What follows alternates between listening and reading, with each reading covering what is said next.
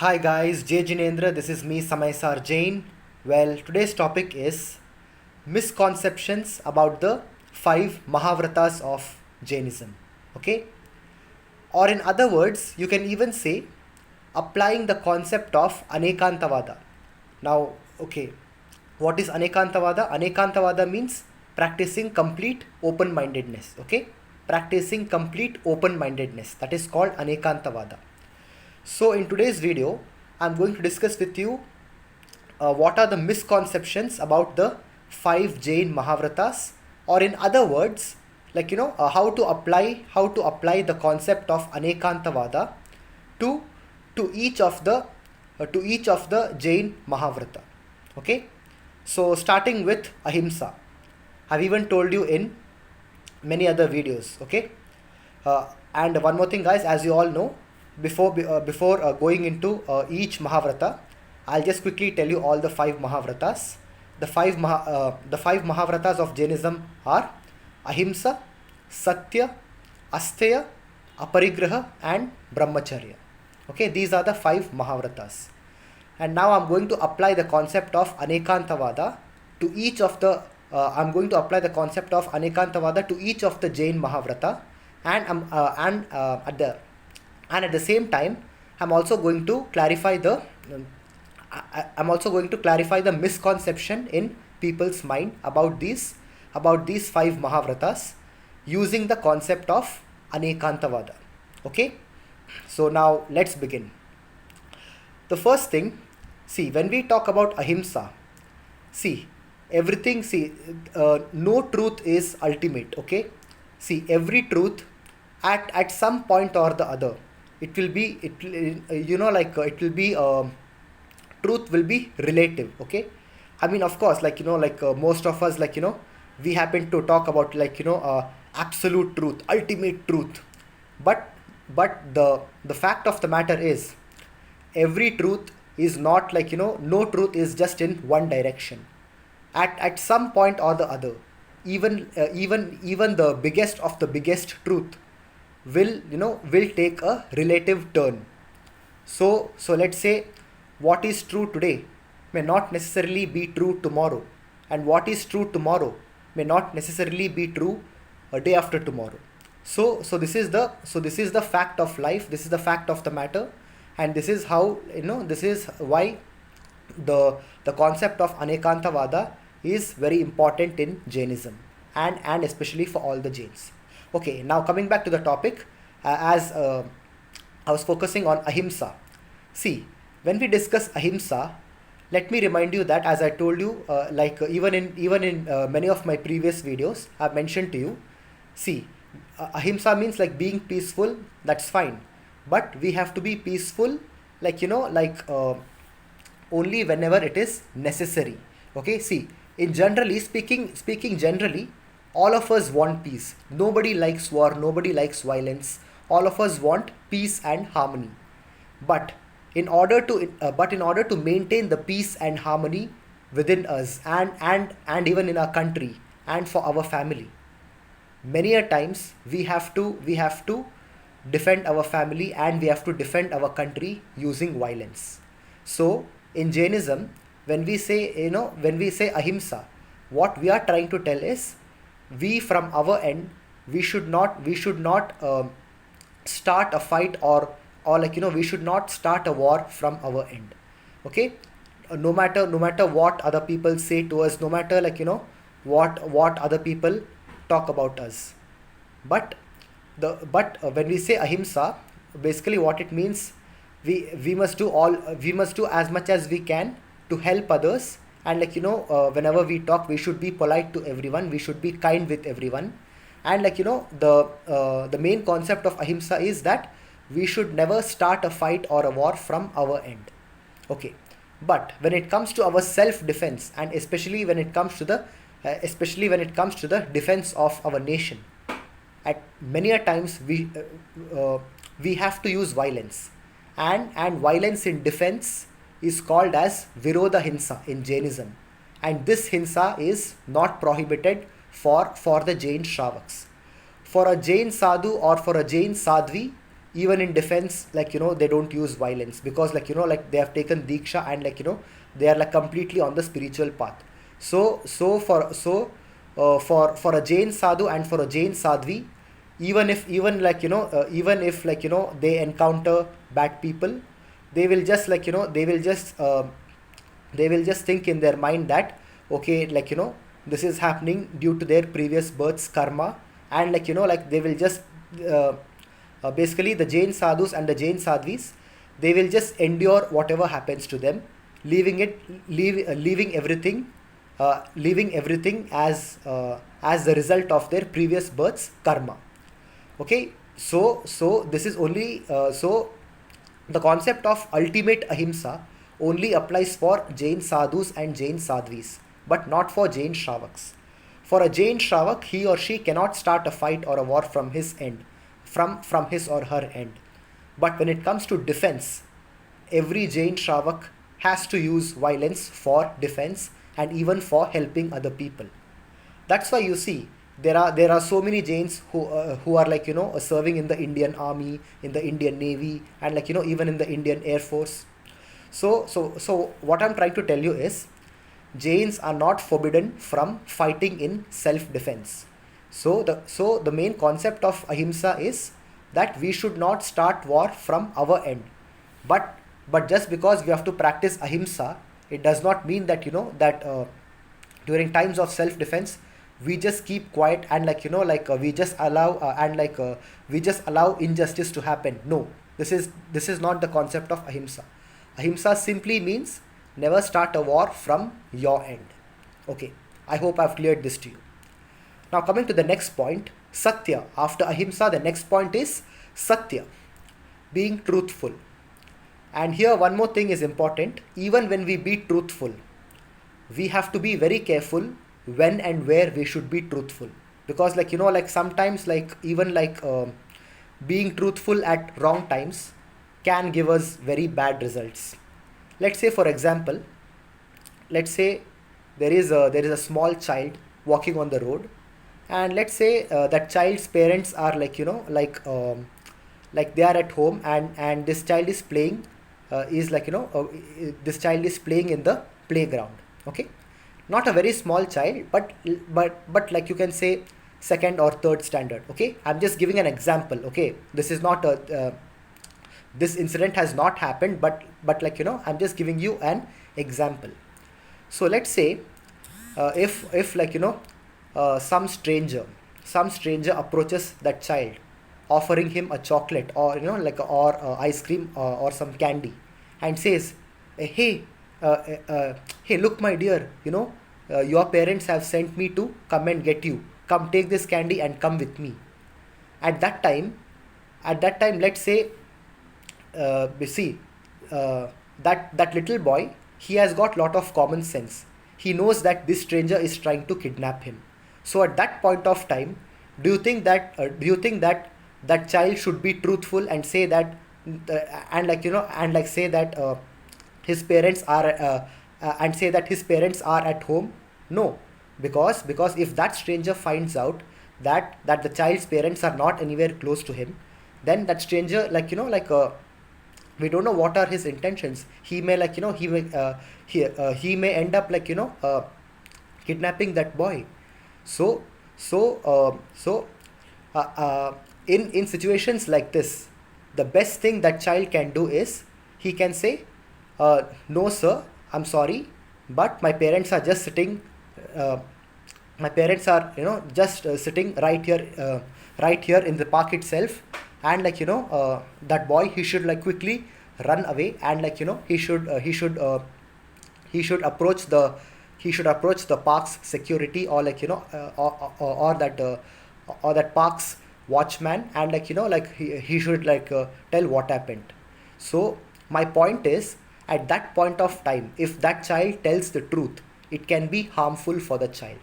And one more thing, let's say, for example, it many times it has happened in India. I mean, I'm not referring to a particular case, but let's say some stranger knocks on your door. Okay, some stranger comes and knocks on your house door, and let's say when you open the door, and many times whenever you have welcomed a stranger in your house, I mean, like, we don't know what that stranger can do, and like, we don't know what are his intentions. So at that time, let's say, for example, you are on a holiday. Let's say, imagine you're a school student or a college student. You are on a holiday, and let's say during your vacation, one evening or let's say one night, some stranger comes to your door, and then, like, when you open the door, that stranger asks you to give him a glass of water. Like, okay, fine. If you really want to help, you may give him a glass of water. But let's say if that stranger insists on, like, coming inside and, like, coming inside and drinking water, what do you think you should do at that time?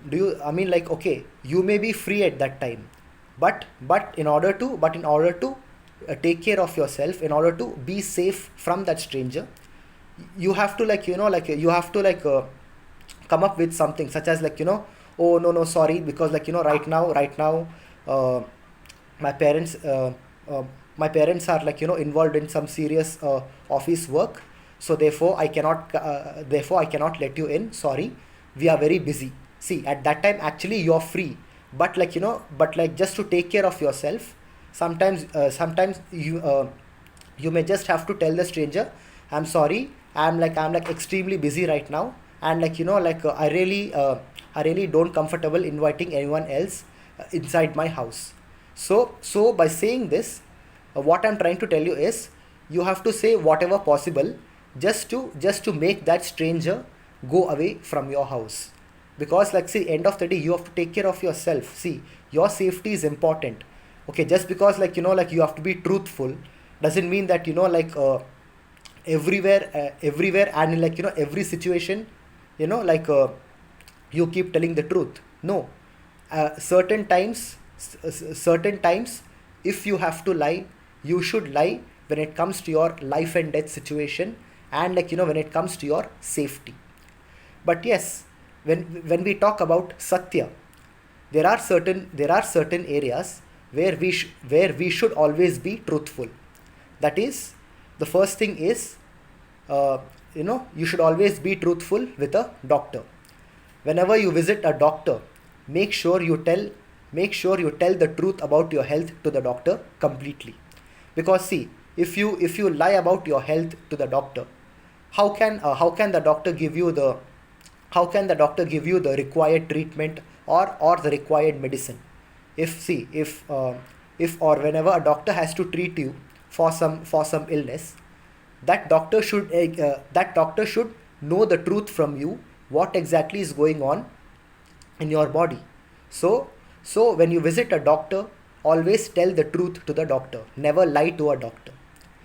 The next place where you should never lie is in a court. Let's say, for example, you are like fighting a case in a court. Make sure you tell all the truth, at least to your lawyer. Okay, during the case, when the court case is going on, that time, of course, see, your lawyer, whether you have hired a defense lawyer, or, like, whether you have hired a prosecution lawyer, whatever it is, in the court, just leave it to the lawyers, how they will fight for you. But initially when you approach a lawyer, and, like, when you take your case, when you hire a lawyer to fight your case, at least make sure that you tell all the truth to that lawyer. Don't hide anything from him. Okay, so this is the another thing. And now, talking about the third aspect where you should be truthful. The third aspect where you should be truthful is, like, when you go to the police station. Okay, so let's say whatever happens, let's say you want to make a police complaint regarding something. So that time, like, when you go to the police station, make sure you tell all the truth to the police. Or let's say, for example, like, due to some reason, there is an what do you say, police investigation going on. So that time, make sure whatever you know about the case, you tell the complete truth to the police. Because, see, if you lie to the police, then, it will be like, you will be charged with you can be charged with causing trouble in solving the case. So don't let that happen. It's also considered that it is also considered that, sorry, I mean that if you if you tell lies to a if you tell lies to the police, it can be considered as tampering the investigation, or tampering the evidence of the investigation. So so in these three situations, when you go to a doctor, when you go to a lawyer, and when you go to the police, in these three situations, make sure you always tell the truth. Okay, be truthful, don't lie, be truthful. Now speaking about, so now we have discussed about satya. What is it about satya? See, when we have when I have given you explanations about different scenarios. See, when you approach a stranger, or let's say when some stranger approaches you, especially in your house, during those times, and during times of your safety, in case you have to lie, you can lie, it's fine. But otherwise, generally you should be truthful, and especially when you come across doctors, lawyers, and police officers, and even soldiers. Let's say you're taking a walk, at the borders of the country, and let's say some soldiers come to you and ask you some questions. Even you have to be completely honest with the soldiers. Okay, so never lie to doctors, never lie to lawyers, never lie to police officers, and never lie to the soldiers. Okay, never lie to the soldiers of the country. So these are the situations where always you have to be truthful. Okay, but when it comes to your safety, let's say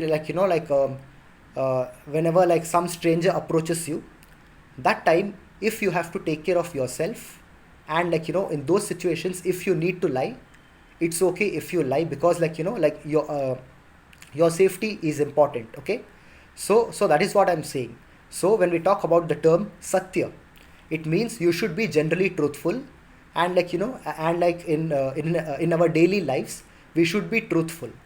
But if ever a situation arises where your safety can be hampered if you tell the truth, only in those situations with unknown strangers, if you don't want to be truthful, it's fine, because ultimately your safety matters. Okay, so now I've discussed when and where to be truthful. This is satya. Now coming to the third topic, asteya. What is asteya? Asteya means no stealing. Okay, so we talked about ahimsa, satya. Now we are talking about asteya. Asteya means, it is the Prakrit term in Jainism, which means do not steal anything, no stealing. See, when we talk about no stealing, yes, generally we should not steal anything from others, and we should not we should never even touch anything which does not belong to us. This is 100% true, and I completely stand with this point. But if you really want me to give you an example where stealing can be justified, just listen to this example. Let's say, for example, you are standing in a queue. For example, just say in a train station. Okay, you want to buy the ticket of a train, and you are standing in a big queue, and in that queue there'll be row 1, row 2, and there'll be many rows, okay, in front of you, and even at the left and right side of you, there'll be a full of people standing in queues. At that time, let's say, for example, if you see the person in front of you pickpocketing, if you notice the person who is standing in front of you doing pickpocketing from the person who is standing in front of him, then let's say this pickpocketer, or this thief, he has stole the wallet from another person and put it into his pocket behind his pants. So now in this situation, what you can do is, because this person has stolen the wallet from another man, what you can do is, you can gently take that wallet from the thief's pocket and return it to the person, and return that wallet to the person to whom it belongs. So what I'm trying to do is, let's say after that pickpocketer, or after that thief steals the money, or steals the purse from the person who is standing in front of him, what you can do is you can gently take that purse out of the thief's pocket without the thief's notice, and then you can slowly return that wallet to the person to whom it belongs. So in this case you're not doing wrong by stealing from the thief and returning that object to the and returning that object to the owner of the object. For example, let's say after that thief steals that purse, let's say you steal that wallet from the thief's pocket, and you keep that wallet for yourself. That is 100% wrong. Okay, that thief might have stolen the wallet, but just because that wallet has been stolen doesn't give you the authority to keep that wallet. Okay, doesn't mean that you can also steal that wallet. So what I'm trying to tell you is, let's say if you notice anyone pickpocketing from the person in the front, what you can do is you can gently take away that wallet from that thief without the thief's notice, and slowly return that wallet to the person to whom it belongs. So by doing this, you are actually stealing from the thief, but the reason why you stole from the thief is because you wanted to return that object to the reason why sorry, one second guys. But the reason why you stole from the thief is because you wanted to return that object to the person to whom it belongs. So this is the reason why you stole from the thief. So in this case, even if you steal from the thief to return that object to the person whom it belongs, it is fine. It is not a sin. Okay. So now I've discussed about asteya. But generally speaking, we should not steal anything from others, and forget about stealing. If you know that something does not belong to you, do not even go to touch that object. Okay. So this is the concept of asteya. Okay. So now we have discussed ahimsa, satya and asteya. Now we have got two more principles left. Now talking about aparigraha. See, now when we discuss about aparigraha, in Jainism, especially for the Shravakas, what we generally mean is we should try to limit the amount of resources we use, which means don't try to be too much selfish and greedy, and don't always focus on your wants, rather focus on what are your needs. So when we talk about aparigraha, it does not mean that it does not mean that you completely renounce the material world 100%, just like the Jain sadhus. For a Jain Shravak, when we talk about aparigraha, it simply means that just acquire whatever you need, instead of your wants. Focus more on your needs as compared to your wants. So, and one more thing, make sure that you have got enough for you, and also make sure that others have got enough for them as well. Sorry guys. Many a times it happens that we happen to become too much selfish and too much greedy. We happen to take so many we happen to buy too many things for ourselves, and because of this, and because of our this particular action, many other people many other people who actually needed those items, they won't be able to get it. So this is completely wrong. Okay. Just for our own selfishness, we cannot stop other people from taking what they need.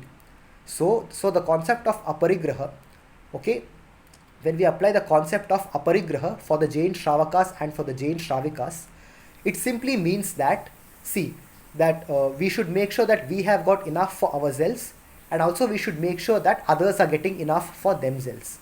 And in other words, as I've just told you, Yes, you can focus on your wants, you can enjoy the material world, you can focus on your luxuries, but end of the day, focus more on your needs as compared to your wants. Okay, focus more on what you need as compared to what you want. So this is the concept of so this is the meaning of the concept of aparigraha in Jainism. Now coming to the last point, we have discussed ahimsa, satya, asteya and aparigraha. Now coming to the last point, which is brahmacharya. Okay. Now when we talk about brahmacharya, it means celibacy, no marrying and no marrying and no having any forms of sexual activity. This is brahmacharya. But some people will think that there are in fact lot of Jains as well who do happen to imagine that brahmacharya means we have to, sorry guys, 1 second.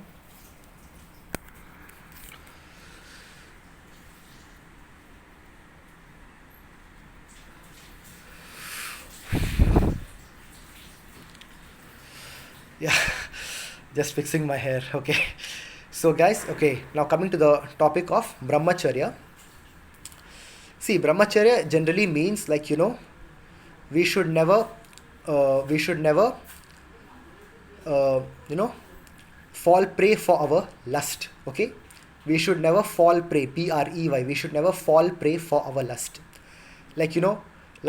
Some Jains and many people, those who believe in strict brahmacharya, they happen to discuss that brahmacharya means that being a boy, we should not look at any girl, we should not we should not even touch any girl, and we should completely stay away from the opposite gender. Many people happen to describe brahmacharya in this way, but let me tell you guys, this is not the right way of brahmacharya. These are things which lot of see, saying things a boy should never look at the girl, and a boy should never people should not touch the opposite gender. Talking about these kind of things, these are actually things said by a lot of narrow-minded people and some narrow-minded Jains as well. So these are not the things to be taken seriously. See, when we talk about brahmacharya, it simply means that both the genders should respect each other, and a boy should never look at a girl with a wrong intention. Okay, to say in Hindi, कोई भी पुरुष किसी भी स्त्री की तरफ गंदी नज़र से नहीं देखना चाहिए. अगर वो स्त्री के साथ दोस्ती करना चाहिए तो ठीक है, लेकिन वो किसी भी स्त्री के साथ गंदी नज़र से बर्ताव नहीं करना चाहिए.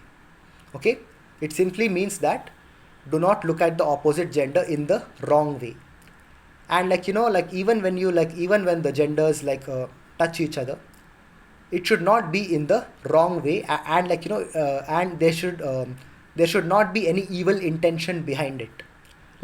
Some people there are molesters and hooligans, very very disgusting hooligans and pedophiles who come and touch the females in the wrong manner. This should not happen. Okay, there is no place for perverts and pedophiles in Jainism. Anyone who is a pedophile or a pervert, he will get state of hell in his next birth, according to Jainism as well.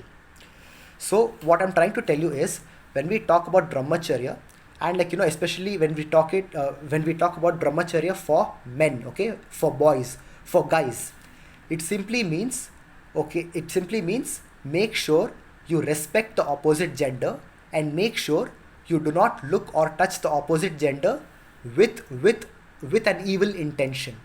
This should not happen.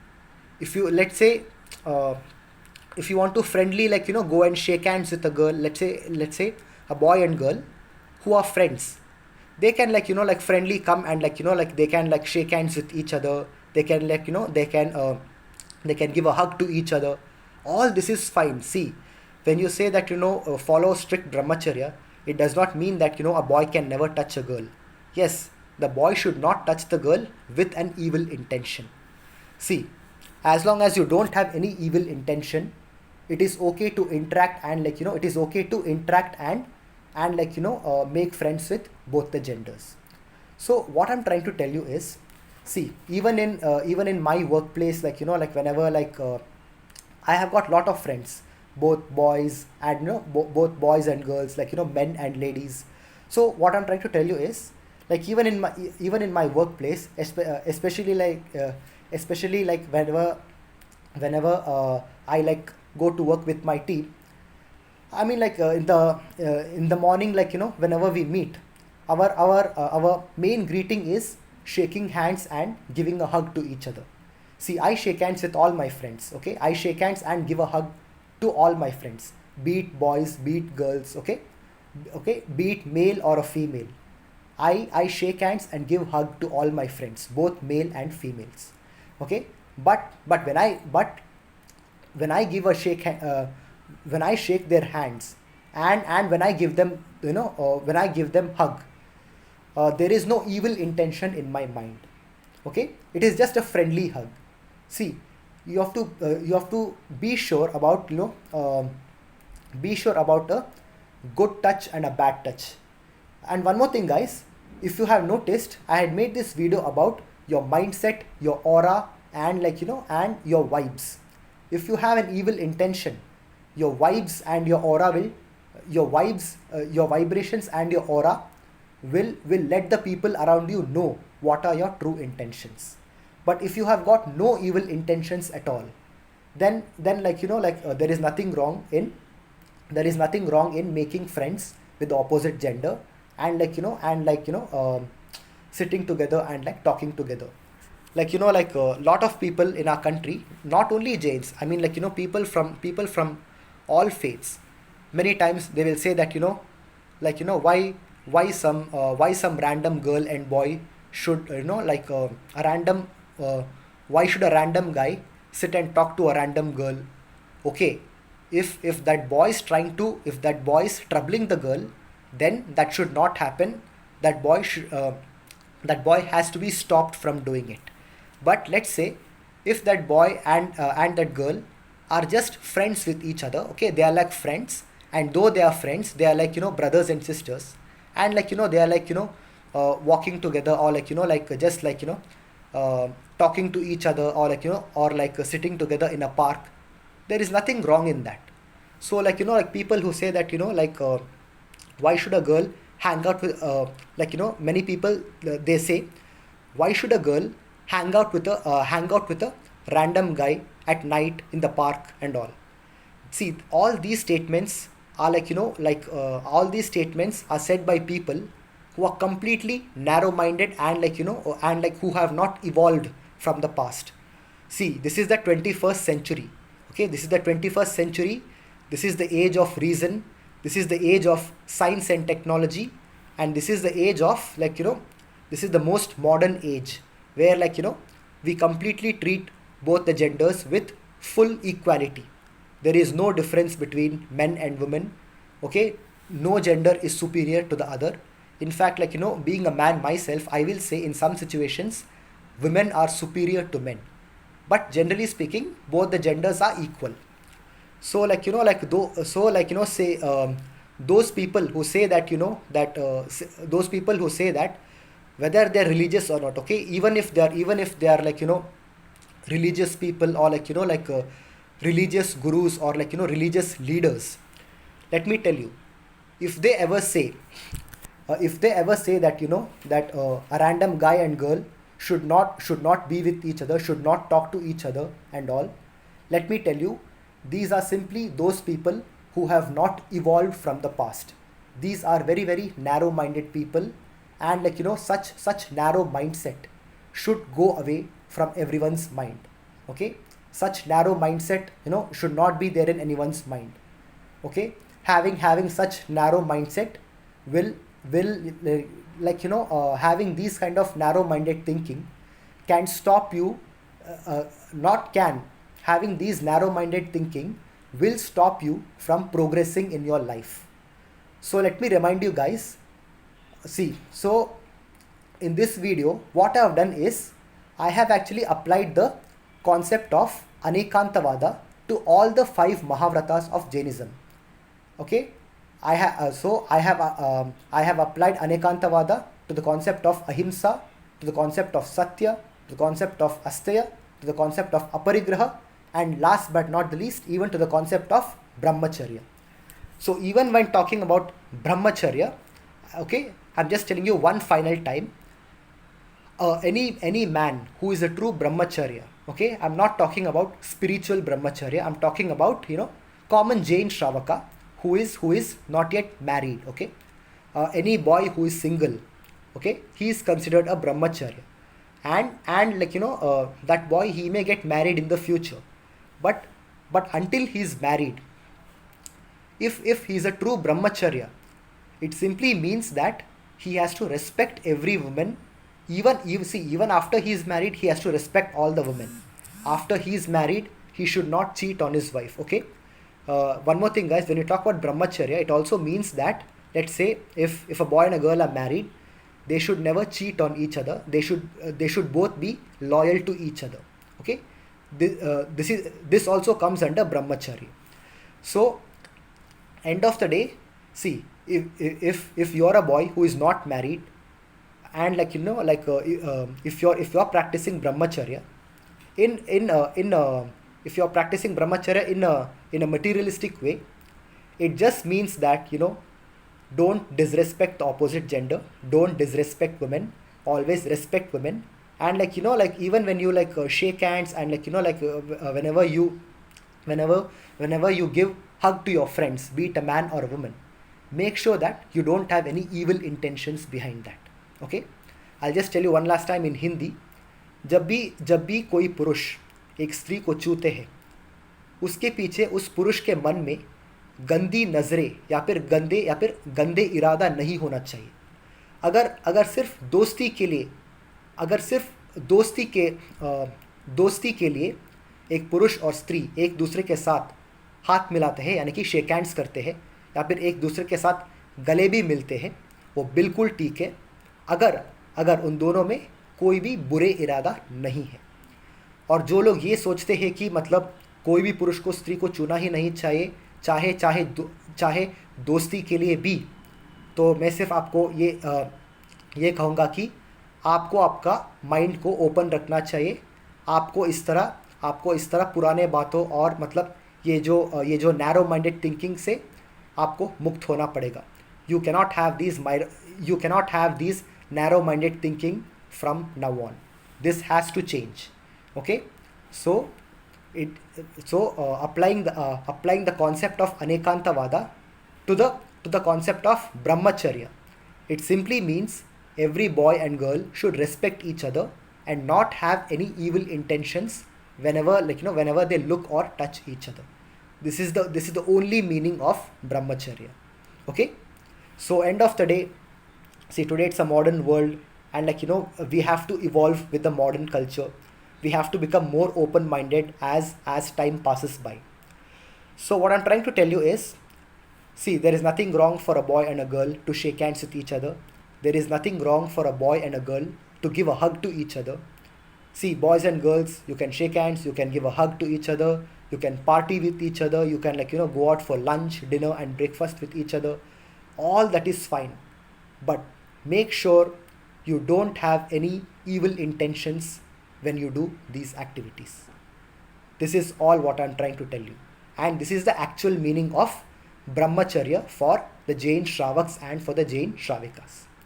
So, one last time I'm telling you, anyone, be it a common person or be it some religious leader, if they tell you that a boy and a girl cannot be friends, please, my advice to you, stay away from those people. Stay away from those people who have got lot of narrow-minded thoughts. Okay? So that's it, guys. This is the end of the video. I think this video is happened to be too long.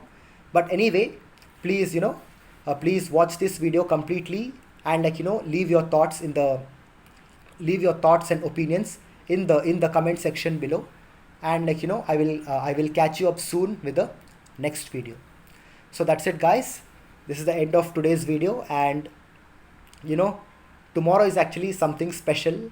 I won't discuss it now, I'll tell you tomorrow itself. Okay. And like, anyone who wants to guess what is special tomorrow, just leave your guess in the comment section below. But tomorrow I will discuss with you what is the special day tomorrow.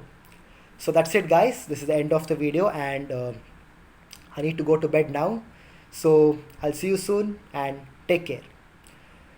नमो अरहंताणम, नमो सिद्धाणम, नमो आयरियाणम, नमो उवज्जायणम, नमो लोये सौवसाहुणम, एसो पंच नमोक्कारो सौव पावपणासनो मंगलानंद सौवेसिम पडमम हवै मंगलम. May every boy and girl in this world be blessed with the same amount of respect, with same amount of opportunities, and with the same amount of rights and authority. Okay? हर पुरुष और स्त्री के बीच में बराबर की सम्मान हो, बराबर की अपॉर्चुनिटीज़ हो, और बराबर की अधिकार भी हो. So this is my prayer to the world, and this is my prayer for India and for the entire world. Thank you, guys. Have a nice day. Jai Jinendra and Jai Siddhatma. Thank you.